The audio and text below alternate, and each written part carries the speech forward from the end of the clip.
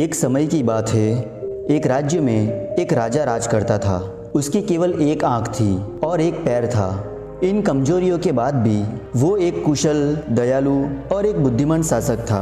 उसके शासन में प्रजा बहुत खुशहाली जीवन प्रसार कर रही थी। एक दिन राजा अपने महल के गलियारे में टहल रहा था।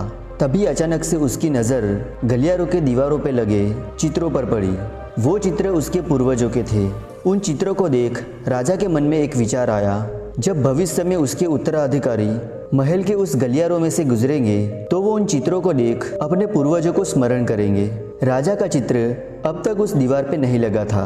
अपनी शारीरिक अक्षमताओं के कारण वह नहीं जानता था कि उसका चित्र कैसा दिखेगा, लेकिन उस दिन उसने सोचा कि उसे भी अपना चित्र उस दीवार पे लगवाना चाहिए। अगले दिन उसने अपने राज्य के श्रेष्ठ चित्रकारों को दरबार में आमंत्रित किया।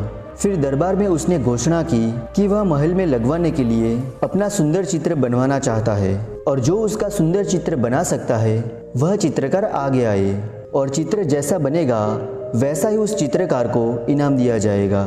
फिर दरबार में उपस्थित चित्रकार अपनी कला में निपुण थे, लेकिन राजा की घोषणा सुनने के बाद वे सोचने लगे कि राजा तो काना और लंगड़ा है, फिर ऐसे में उसका सुंदर चित्र कैसे बन पाएगा, और अगर चित्र सुंदर नहीं लगा तो हो सकता है राजा क्रोधित होकर उन्हें सजा भी दे दे।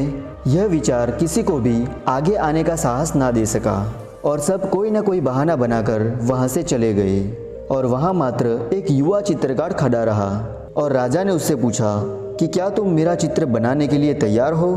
फिर युवा चित्रकार ने हामी भर दी और राजा ने उसे अपना चित्र बनाने की आज्ञा दे दी। फिर अगले ही दिन से वह चित्रकार राजा का चित्र बनाने में जुट गया। फिर कुछ दिनों बाद चित्र बनकर तैयार था। जब चित्र के अनावरण का दिन आया तो दरबार में दरबारी के सहित वे सभी चित्रकार भी उपस्थित हुए जिन्होंने राजा का चित्र बनाने से इनकार कर दिया था और सभी उत्सुकता से चित्र के अनावरण की प्रतीक्षा कर रहे थे। और फिर जब चित्र का अनावरण हुआ तो राजा के सहित सबके मुंह खुले के खुले रह गए क्योंकि चित्र बहुत ही सुंदर बना था।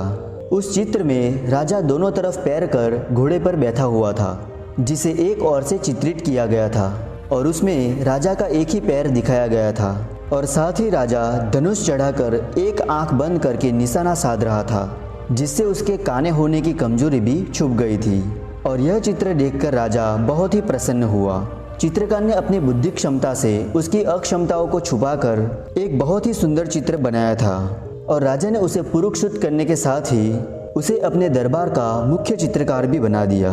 तो दोस्तों, इस कहानी की सीख ये है कि अगर हमें जीवन में आगे बढ़ना है तो हमें हमेशा ही जीवन में सकारात्मक सोच रखनी चाहिए और विषम परिस्थितियों में भी सकारात्मक दिशा में सोचने से किसी भी समस्या का समाधान आसानी से हो जाता है।